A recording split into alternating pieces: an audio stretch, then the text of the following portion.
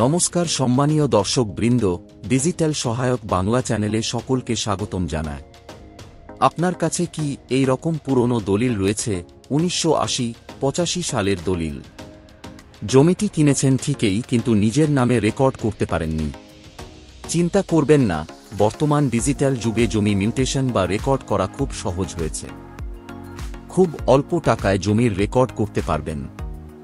এই ভিডিওতে step by step guide করব কিভাবে অনলাইনে মিউটেশন অ্যাপ্লিকেশন করবেন এবং অ্যাপ্লিকেশন করার পর আপনার কি করণীয়। সমস্ত ইনফরমেশন পেয়ে যাবেন ভিডিওতে। ভিডিওটি শেষ পর্যন্ত দেখবেন।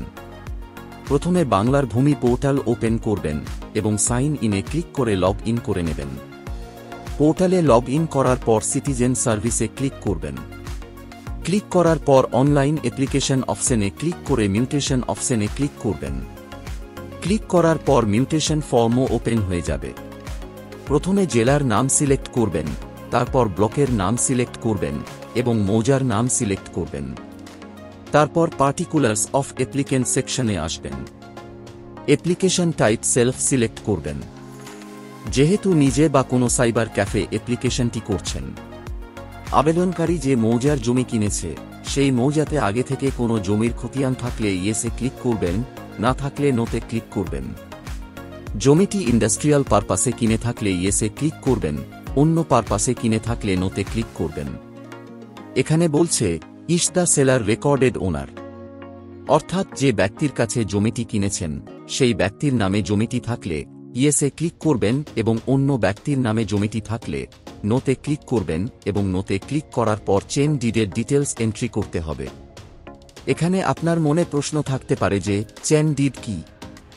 ধরুন রামের 5 কাঠা জমি কোনো এক সময় স্যাম নামে এক ব্যক্তি জমিটি কিনেছে, কিন্তু জমিটি এখনো পর্যন্ত স্যাম নিজের নামে রেকর্ড করেনি, রামের নামেই রেকর্ড রয়েছে।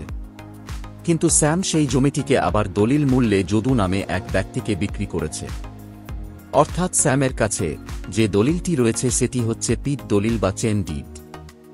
আশা করি চেন ডিড সম্পর্কে বোঝাতে পেরেছি। তারপর এখানে আবেদনকারীর ফার্স্ট নেম এন্ট্রি করবেন এবং লাস্ট নেম এখানে এন্ট্রি করবেন। তারপর ফাদার্স নেম বা হাজব্যান্ড নেম এখানে এন্ট্রি করবেন। অ্যাড্রেস লাইন 1-এ আবেদনকারী গ্রামের নাম এন্ট্রি করবেন। অ্যাড্রেস লাইন 2-তে পোস্ট অফিসের নাম এন্ট্রি করবেন এবং অ্যাড্রেস লাইন 3-তে থানা বা জেলার নাম এন্ট্রি করবেন। তারপর মোড অফ ট্রান্সফার বা সেল অপশনে সেল, গিফট, উইল বা এক্সচেঞ্জে টিক মার্ক দেবেন আপনার দলিল অনুসারে। তারপর ডিস্ট্রিক্ট সিলেক্ট করবেন যেখানে দলিলটি রেজিস্ট্রি হয়েছে এবং এখানে রেজিস্ট্রি অফিস সিলেক্ট করবেন। তারপর ডিড নাম্বার বা দলিলের নাম্বার এখানে এন্ট্রি করবেন এবং দলিলের ইস্যু ডেট এখানে এন্ট্রি করবেন। দলিল রেজিস্ট্রি পাওয়ার অব অ্যাটর্নি দ্বারা হয়ে থাকলে ইয়েসে ক্লিক করবেন, না হলে নোতে ক্লিক করবেন। তারপর বায়ার ডিটেলস সেকশনে আসবেন। অ্যাপ্লিকেশন টাইপ যদি সেলফ সিলেক্ট করে থাকেন তাহলে বায়ার ডিটেলস অটো ফিল হয়ে থাকবে। যদি application type power of attorney select করে থাকেন তাহলে বায়ার ডিটেলস ম্যানুয়ালি এন্ট্রি করতে হবে। বায়ার বা আবেদনকারীর সোশ্যাল ক্যাটাগরি সিলেক্ট করবেন। ক্যাটাগরি সিলেক্ট করার পর জেন্ডার সিলেক্ট করবেন। টেনান্ট টাইপ ব্যক্তি সিলেক্ট করবেন এবং এখানে রিলিজিয়ন সিলেক্ট করবেন। তারপর আবেদনকারীর আধার নাম্বার এখানে এন্ট্রি করবেন।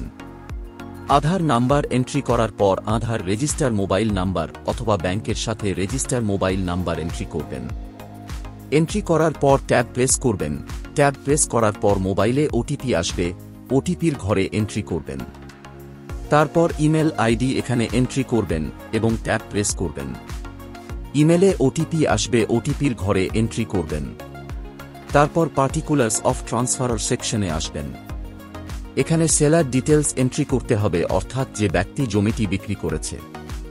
এখানে সেলারের ফার্স্ট নেম এন্ট্রি করবেন এবং এখানে লাস্ট নেম এন্ট্রি করবেন। সেলারের পিতা বা স্বামীর নাম এখানে এন্ট্রি করবেন। তারপর অ্যাড্রেস লাইন 1-এ ওয়ার্ড বা গ্রামের নাম এন্ট্রি করবেন। অ্যাড্রেস লাইন 2-তে পোস্ট অফিসের নাম এন্ট্রি করবেন এবং অ্যাড্রেস লাইন 3-তে থানা বা জেলার নাম এন্ট্রি করবেন। তারপর প্লট নাম্বার এখানে এন্ট্রি করবেন, সেলার যে প্লটটা বিক্রি করেছে। তারপর সেলারের খতিয়ান নাম্বার এখানে এন্ট্রি করবেন। শেয়ার এরিয়া অপশনে জমির পরিমাণ এন্ট্রি করবেন এবং ইউনিট অপশনে ক্লিক করে একর অপশন সিলেক্ট করবেন।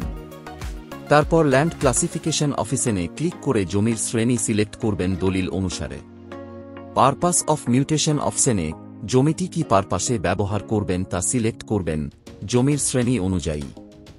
তারপর সেলারের মোবাইল নাম্বার এখানে এন্ট্রি করবেন। তারপর অ্যাড অপশনে ক্লিক করবেন। অ্যাড অপশনে ক্লিক করার পর নিচে প্লট অ্যাড হয়ে যাবে। একের বেশি দাগ নাম্বার বা প্লট থাকলে এইভাবে সমস্ত প্লটকে অ্যাড করবেন। তারপর লিস্ট অফ এনক্লোজার সেকশনে অপশনে ক্লিক করবেন। ক্লিক করার পর ডকুমেন্টস আপলোড করার লিস্ট পেয়ে যাবেন। প্রথমে দলিল স্ক্যান করে আপলোড করবেন 2 MBর মধ্যে।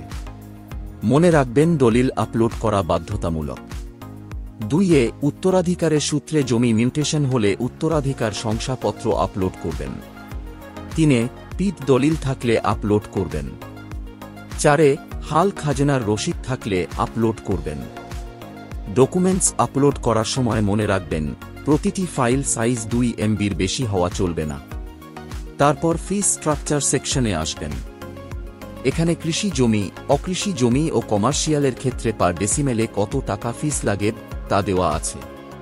তবে বর্তমানে পশ্চিমবঙ্গে কৃষি জমির খাজনা বা কৃষি জমির মিউটেশন করার ক্ষেত্রে কোনো রকম টাকা পেমেন্ট করতে হয় না। তারপর SOP for disposal of mutation সেকশনে আসবেন। এখানে কত দিনে মিউটেশন নিষ্পত্তি হবে তা দেওয়া আছে। সমস্ত ইনফরমেশন ভালো করে চেক করবেন এবং এখানে ক্যাপচা এন্ট্রি করবেন। তারপর এখানে টিক মার্ক দিয়ে সাবমিট অপশনে ক্লিক করবেন। সাবমিটে ক্লিক করার পর এই রকম মেসেজ শো হবে, application successfully received for mutation, এবং মিউটেশন অ্যাপ্লিকেশন নাম্বার শো হবে। অ্যাপ্লিকেশন নাম্বার কপি করবেন এবং ওকেতে ক্লিক করবেন। তারপর অ্যাপ্লিকেশন ফর্ম ও ডিক্লারেশন ফর্ম ডাউনলোড করে নেবেন। অ্যাপ্লিকেশন ফর্ম ডাউনলোড করার পর ফিস পেমেন্ট অপশনে ক্লিক করবেন। ক্লিক করার পর এই রকম ইন্টারফেস আসবে এবং একটা পপ আপ আসবে, এক্সিটে ক্লিক করবেন। তারপর ক্যাপচা ঘরে ক্যাপচা এন্ট্রি করে ভিউ অপশনে ক্লিক করবেন। সমস্ত দাগ নাম্বার যদি কৃষি জমি হয় তাহলে ভিউ অপশনে ক্লিক করার পর এই রকম মেসেজ শো হবে, please enter proper reference number. আর যদি অকৃষি জমি থাকে তাহলে টাকার অ্যামাউন্ট শো হবে। যেহেতু বর্তমানে পশ্চিমবঙ্গ সরকার কৃষি জমির ক্ষেত্রে খাজনা মকুব করেছে, মিউটেশন অ্যাপ্লিকেশন সাবমিট করার 24 থেকে 72 ঘন্টার মধ্যে আপনার ইমেলে হিয়ারিংয়ের জন্য এই রকম নোটিশ আসবে। এই নোটিশ প্রিন্ট আউট করে বিবাদী পক্ষকে চিঠি করবেন এবং হিয়ারিংয়ের দিনে সমস্ত নথিপত্র নিয়ে হাজির হতে হবে। তো ফ্রেন্ডস, ভিডিওটি এই পর্যন্ত। ভিডিওটি ভালো লাগলে লাইক ও শেয়ার করবেন এবং পরবর্তীতে এই রকম ভিডিও পেতে চ্যানেলকে সাবস্ক্রাইব করবেন।